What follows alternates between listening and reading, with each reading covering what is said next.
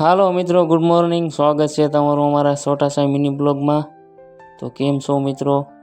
તો મિત્રો હારીમાં અમે બાપ દીકરો જઈએ છીએ. આજ અમાસ છે તો અમાનો મેળો કરવા ત્યાં જવાના છે. એ માટે જોવા માટે તમારે અમારો આખો બ્લોગ જોવો જોઈશે મિત્રો. તો જોજો આપણો બ્લોગ. જો મિત્રો આપણે અહીંયા આવીને ખબર પડી અહીંયા મેળો તો કાલ વયો ગયો.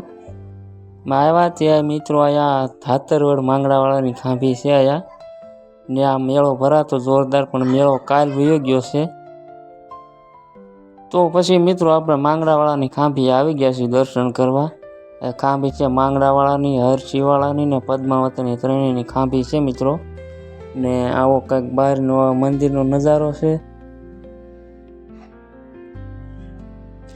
તો મિત્રો આવું કાંઈક છે અહીંયા માંગડાવાળાનું, પણ આપણે માંગડાવાળાનો અહીંયા ઝાઝો ઇતિહાસ આપણે ખબર નથી અહીંનો.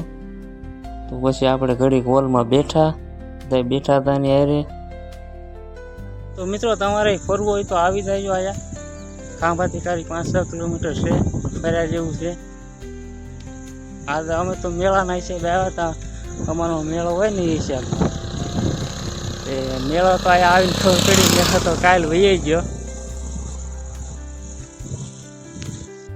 તો મિત્રો મારા બાપુજી ધીમે ધીમે ઉતરે છે ડુંગરા ઉપરથી. માંગડાવાળાની ખાંભી ઉપર છે, હું નીચે ઉતરી જાઉં ગાડી લઈ. મિત્રો આ કાંઈક બોર્ડ મારેલા છે માંગડાવાળાના, તમે વાંચી લેજો. 3 બોર્ડ મારેલા છે ક્યાં ક્યાં દાદાની ખાંભી છે એમાં.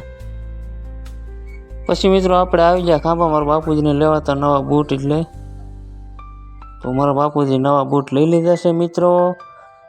ને હવે જઈએ છીએ મિત્રો આપણે ઘરે. તમને આપણો આજનો બ્લોગ કેવો લાગ્યો લાઈક, શેર ને કોમેન્ટ